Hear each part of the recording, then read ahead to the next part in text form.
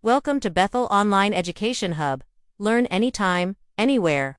Don't forget to like, comment, share, and subscribe for more. Let's learn together, the Bethel way. So now let's proceed to identifying the representative text from the region. Literature is one of the best way to understand the identify of a region. Each part of the Philippines has its own story, songs, and written works that reflect the culture, language, and tradition of its people. To identify the representative text from a region, we first look at its oral literature, such as riddles, proverbs, folk songs, and epics, that were passed down from generation to generation. These works reveal the values, wisdom, and creativity of the ancestor. In another way is to recognize the written works such as poem, short story, plays, and novels that created by our author that belong to the region. So this writing mirror the experience, struggles, and aspiration of the community. For example, the Ilocano epic, Biag ni Lamang. You know the story of Biag ni Lamang represent the bravery and heroism of the Ilocano people, while the Bicol and Epic Avalon highlights the mythical origins and adventure that shape in Bicolano identity. Next, in the Mindanao, the Maranao Epic Darangen, now recognized by UNESCO, show the richness of Muslim heritage and culture. In short, the representative texts are chosen because they carry the unique voice of the people in a particular region. They serve as a windows to history, culture, and tradition. By studying these texts, we not only appreciate the diversity of the Philippine literature but also strengthen our sense of national identity and pride. So now let's proceed. The rich repertoire of literary masterpiece may be rooted in the diverse cultural heritage of the Filipino people. So they have produced a varied text because of difference. The mightier of the north and the fiery temperament of south blended well. So the Filipinos speak of the collective experience from the people who gave through the difficult triumphs, struggles, success, and conflicts, and then the bloodless revolution and others.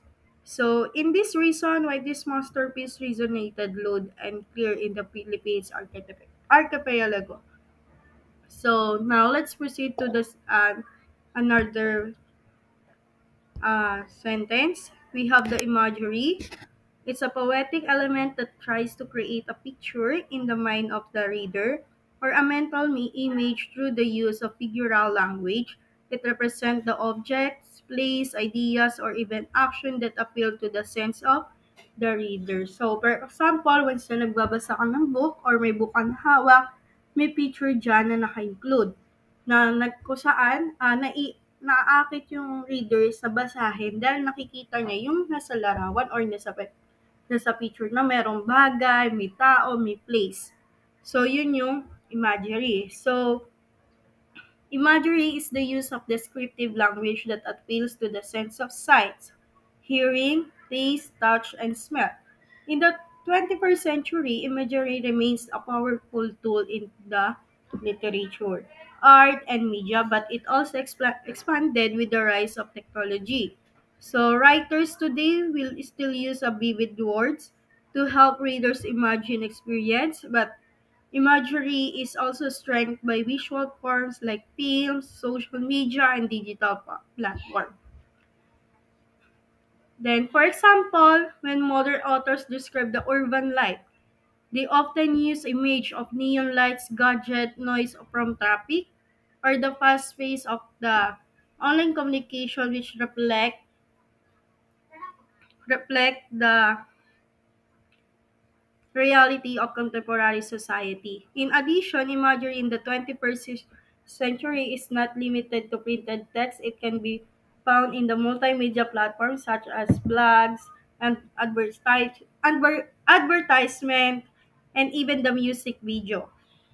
So these modern forms combine words, sounds, and the picture to create stronger and sensory experience. For instance, a poem posted online may be paired with the background music or digital art to make imagery more alive and relatable today.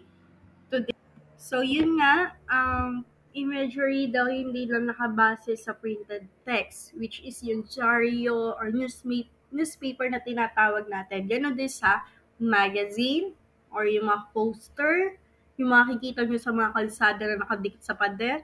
Hindi lang ganon. So, meron na din siya sa multimedia platforms such as blogs, videos, advertisement, and then even the music video. So, yun nga, in this modern daw, forms combine words and sounds. And then, syempre, yung picture na kung saan nag-create ng sensory experience. So, in overall, imagery is the 21st century continues to simulate the imagination but has become more dynamic, visual, and interactive. So, yun nga, hanggang sa ngayon daw ay patuloy na ginagawa kung saan magiging dynamic yung picture, magiging visual or interactive that helps to connect the literature and art to the digital age, making human emotion, experience, and ideas more vivid and accessible to the Filipino in modern times. So, yun yung imagery. So, sabi nga, uses word that appeal to the sense in order to create a picture in the reader's mind. Poetic element that use figurative language to create mental image, represent objects, place ideas to the sense of the reader. So, yun yung imagery. So, now, before we proceed to another part of this lesson, we have here the 7 types of imagery or image in poetry. We have visual image appeals to the reader's sense of sight by describing something the speaker or narrator of the poem see. It may be include the color, brightness, shape, and size, and pattern. So, meron tayong visual imagery. Second, we have the auditory image. This one is appeal to the reader's sense of hearing or sounds. It may include the music and then other pleasant sound, harsh noises, or silence. Then next is the gustatory image. Appeals to the reader's sense of taste by describing something the speaker or narrator of the poem taste. So we have here the tactile image. The poet appeals to the reader's sense of something the speaker of the poem feels on their body. So we have here the olfactory imagery. Appeals to the reader's sense of smell by describing something the speaker of the poem inhales. So for the last two, we have the kinesthetic imagery that appeals to the reader's sense of motion. We have here the organic imagery, internal sensations such as fatigue, hunger, and thirst, as well as internal emotion such as fear and love and despair. So now I have here the examples of these 7 types of imagery in poetry. So now we have here the examples of 7 types of imagery in poetry. First, we have a visual imagery that describe what we see, like to appeals to the sense of sight.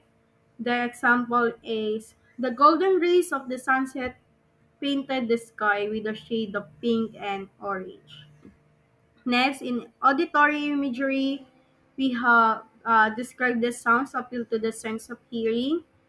The example is the soft strumming of the guitar in coach through the silent night.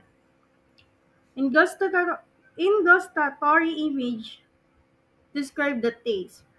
So the example, the tangy sweetness of the ripe mango bursts across my tongue. Next, tactile image, describe the touch of physical texture. Her velvet dress felt smooth and cool against my skin. Then in olfactory image, Describe the smell, the aroma, for example, the aroma of freshly baked bread fill the kitchen. So we have here the kinesthetic. Describe the movement or physical action. For example, the runner legs pump like piston as he dashed toward the finish line. Then lastly, for the organic imagery, describe the internal sensations such as the hunger, thirst, fatigue, or pain. So for example, a dull ache spread through his stomach as hunger gnawed at him. So we have the picture of the seven types of imagery in literature. So first we have visual imagery, auditory, olfactory, gustatory, tactile, kinesthetic, and organic. So makikita nyo dyan kung ano ba yung, kung saan ba nanggagaling. Kung sa mata ba, or sa ears, sa ilong, or sa tongue. So, yan yung examples of seven types of imagery literature or yung picture niya.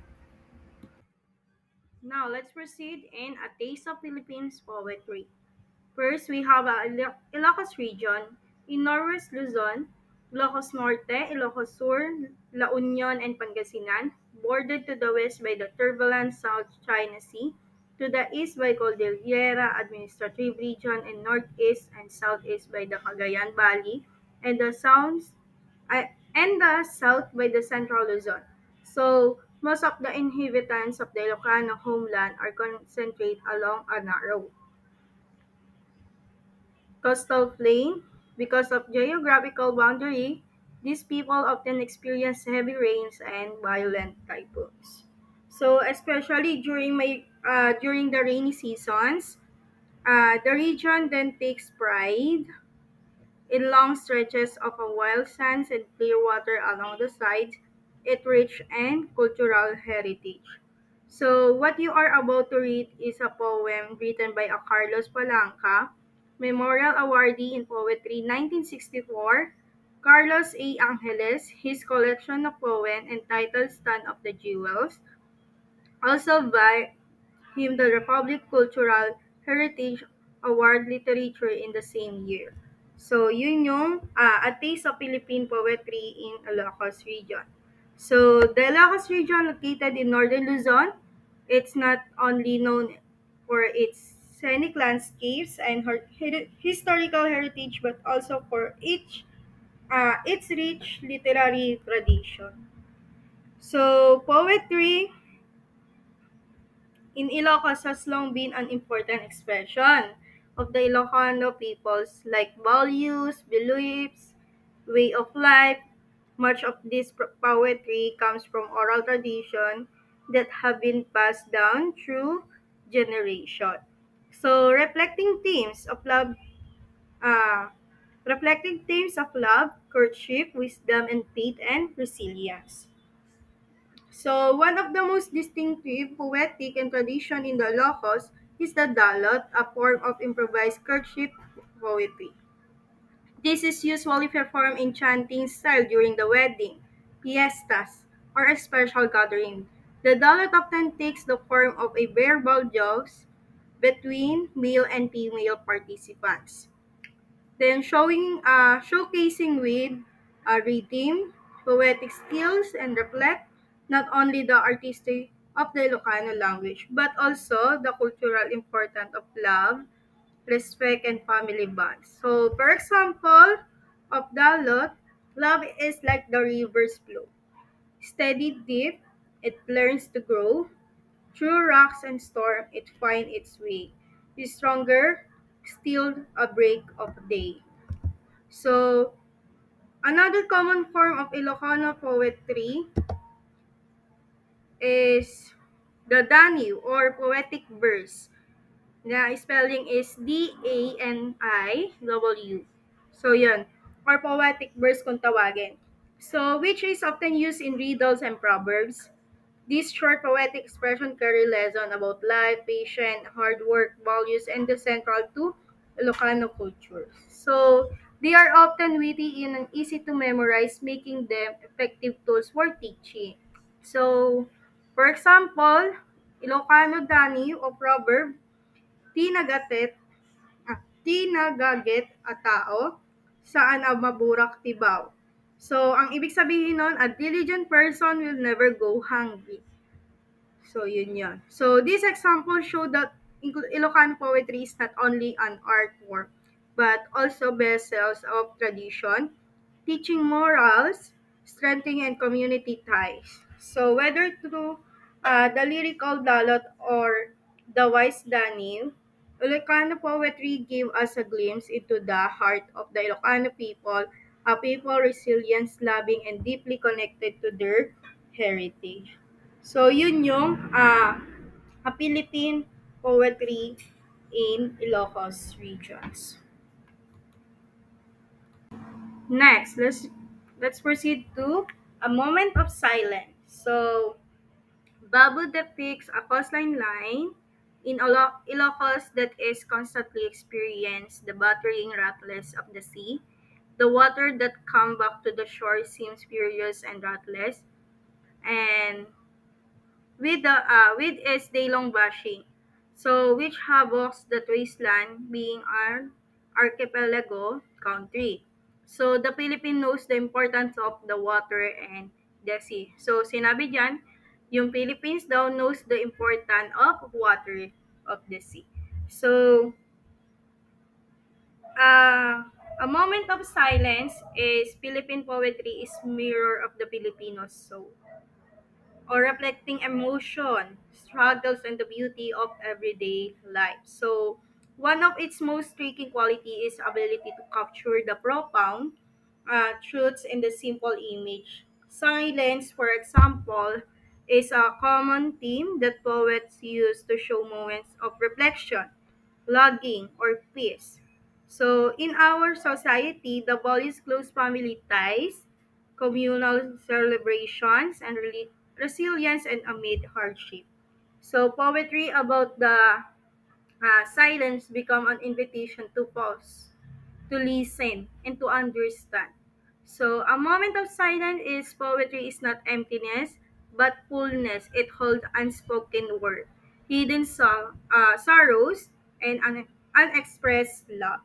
For example, in a short verse that capture in silence as a form of peace, in silence the heart finds rest. Beyond the noise, it bed is best. A quiet night, a gentle breeze. In stillness, life is put at ease.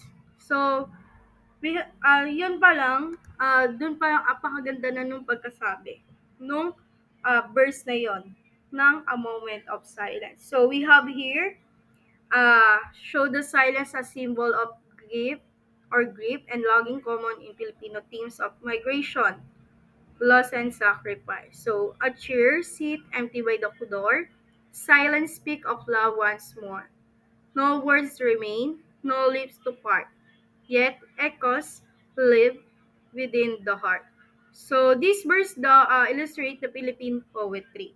While rich in sounds and song, also the values silence as a powerful image. Whether it the silence of peace or the silence of sorrow, it's give depth to human experience. So truly, a taste of Philippine poetry show us that even in silence, the Filipino spirit continues to speak with the meaning and grace. So now let's proceed to a taste of Tagalog essay. More popularly known as the Calabarzon is referring to the province of Cavite, Laguna, Batangas, Rizal, and especially the Quezon. Region 4A is a home of Tagalog-speaking people in the Philippines. So, recognized all over the country for their bravery and fearless in the battles. So, Calabarzon Dal has participated actively in the country's fight for freedom and democracy. So, ito din ay it is home to many people, Philippines hero foremost, and among them are Rizal of Laguna, Mabini of Batangas, and Aguinaldo of Cavite. So, in this topic of A Taste of Tagalog essay refers to its point to the body of literature and written in Tagalog language, which is spoken the primary in the Calabarzon region of the Philippines. So the phrase suggests an analysis of essay or literary works from this region. So to understand its culture, nonsense, and significant historical periods. So it appears as a topic or section with the educational material focus in Philippine literature. So, yun nga, the unique cultural identity of the Calabarzon, the historical context, linguistic dimension of Tagalog. So, ang sabi nga, it's likely reference to study of Tagalog literature, particularly within the context of Philippines, which often feature essay, other texts from the Tagalog in speaking Calabarzon region. So, yun yung Tagalog essay. Sabi nga, ang Tagalog essay daw is kilala bilang Calabarzon. So next, a taste of creative nonfiction. The island of Visayas is one of the major geographical division in the Philippines. So the other two being Luzon and Mindanao. Mindanao, it is divided into Western, Central, Eastern Visayas.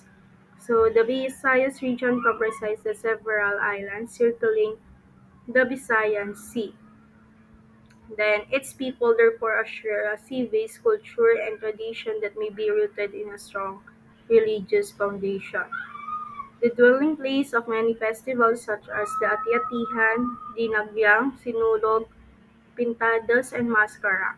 So the Visayas may indeed be considered as one of the cradles of the Philippine civilization. So creative nonfiction is one of the most powerful literary forms in in our 21st century because it combines the facts with artistry. Unlike the purely fictional work, it is based on reality personal experience.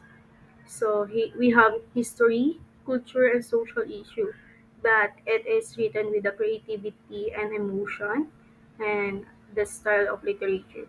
So this make it both truthful and engaging. In our 21st century, readers look for stories that are authentic, relatable, and reflective of the real life. So creative nonfiction is response to this need by the presenting essay, memoirs, travel writing, and literal journalism that could be an information. So for example, a personal essay about growing up in the digital age does not just narrate events. It captures the emotions, struggles, and reflection that connect to wider society. So our writers today use a creative nonfiction to tell the story of identity, globalization, mental health, technology, and cultural change. So this allows the genre to serve a mirror of contemporary life, a taste of creative nonfiction. Therefore, experience how reality can be transformed into art. Whether the truth is told in a way that touch the heart and spark our reflections. In essence, creative nonfiction is the first 21st century giver the readers not just the fact, but also meaning, and it proves that real story when told in imagination can be as powerful as fiction. So, yun yung ating uh, a taste of creative nonfiction in 21st century. So, mas malawak siya kumpara sa ating Calabarzon. So, we have here the examples. Uh, do you know the glow of the small screen? So, this example, I remember the nights when the house was dark, yet my face was lit by the soft blue glow of my phone. It was past the midnight, and while the world outside slept, I scroll endless through the story, through lives and through fragments of people I buried me. So, somewhere between the noise of notification and silence of my room, I realized how much of my life was being shaped by a screen. So I was just connecting, I was searching for approval, in the form of hearts and likes, searching for meaning in short posts that disappear after 24 hours. And yet, beneath the digital noise, there was a quiet truth. I was both connected and alone. So, that what it means, I think, to grow up in the 21st century, to live in two worlds at once, the tangible of our classroom, jeepney rides, and laughter with the friends, and the invisible ones were our single message can be brightened or break your day. So, this is creative nonfiction because it is realistic, personal, and reflective, but written with imagery and style almost like a short story. So, yun siya. So, we have here the examples of festival in Visayas. So, first is the dancing in Sinulog. So, the street of Cebu were alive with the color everywhere I looked. There were dancers in the bright costume, their movement rising and falling with the beat of the drums. Pete Senior, Viva Senior Santonini. So the chants and called through the crowd like a heartbeat. It was just one among the thousands, but in that moment I felt part of something much bigger than myself. So the smell of roasted lechon filled the air, mixing with the smoke of candles lit by the devotees.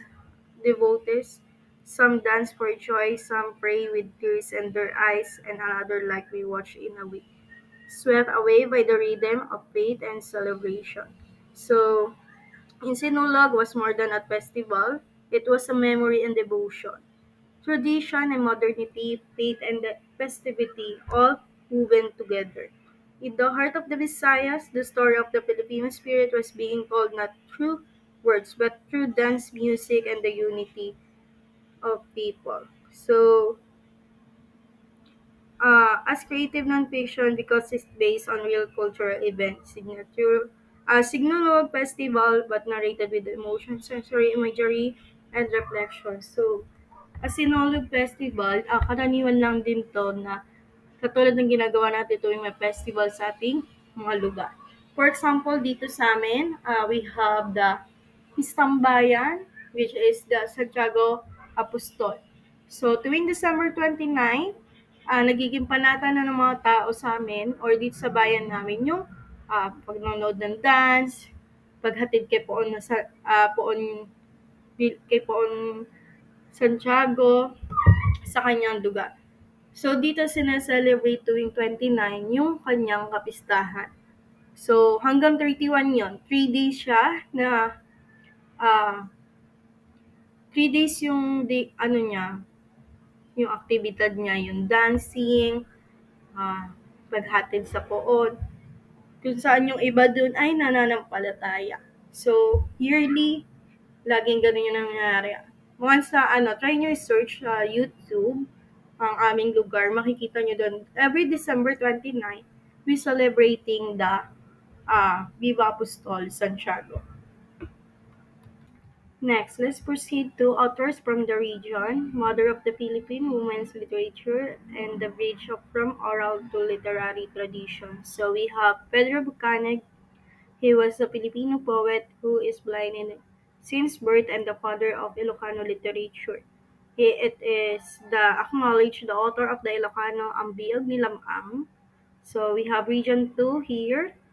Ines Tacad Camayo, first prize for people of consequence. Don Carlos Palamanta Memorial Award for Literature in 1970. So we have here the second prize for Tears Mylene Holly Focus Literary Contest in 1979. So next, second prize for On Friends, You Find the Such Hope. Don Carlos Palanca Memorial Awards for Literature 1973. So we have Fernando Marama. Next, we have the uh, Fernando Maramag, an excellent poet and a journalist in English. He had a rich style and deep understanding of human nature. He wrote the poem of the Rural Maid. So we have Region 3 here. Anicio Pascual, he wrote the Juan Manalaksan. It is from Arayat, Pampanga, who heard the story from an old Pampanga woman.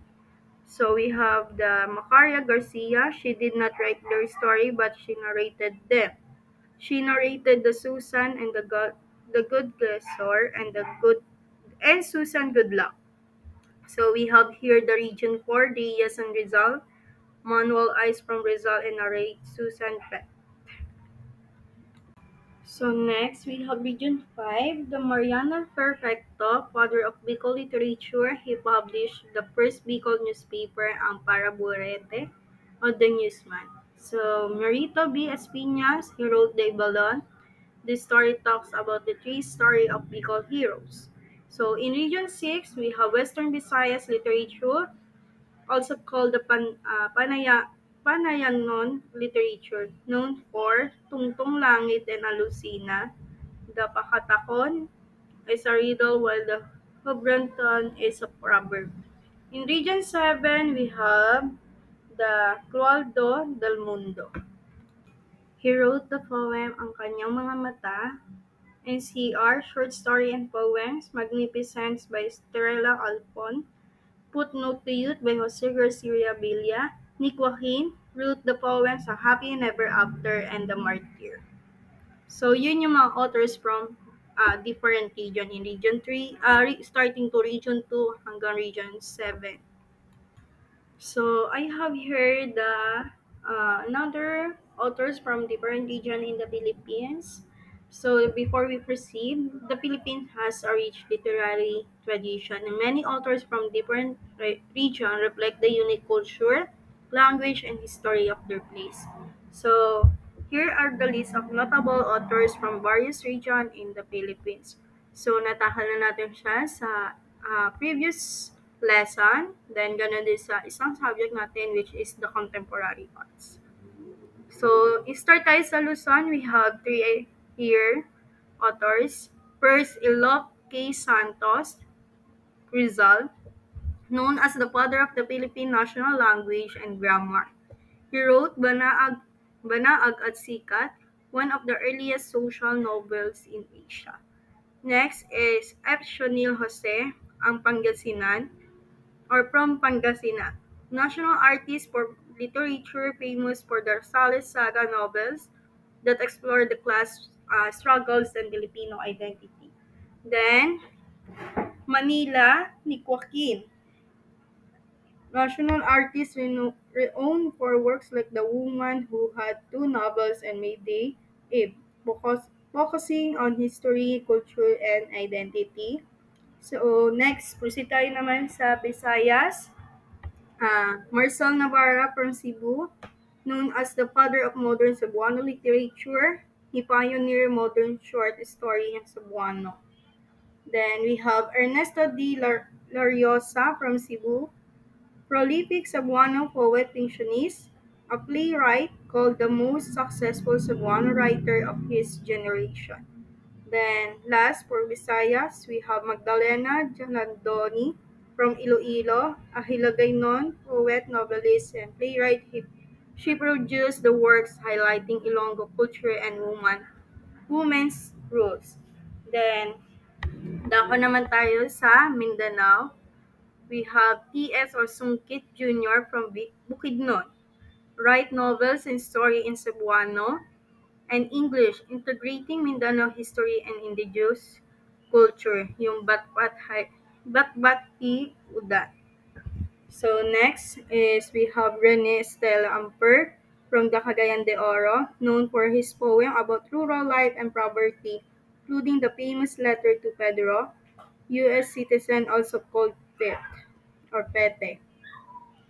So we have Fatima Lim Wilson from Zamboanga, an award-winning poet whose works reflect displacement, migration, and the Mindanaoan identity. So this author represents only a taste of the Philippine literature from different regions, but they show the diverse voices contribute to the nation's literary identity. So yun yung ating mga uh, iba pang authors sa bawat regions. So, thank you for watching. See you in our next lesson. Thank you.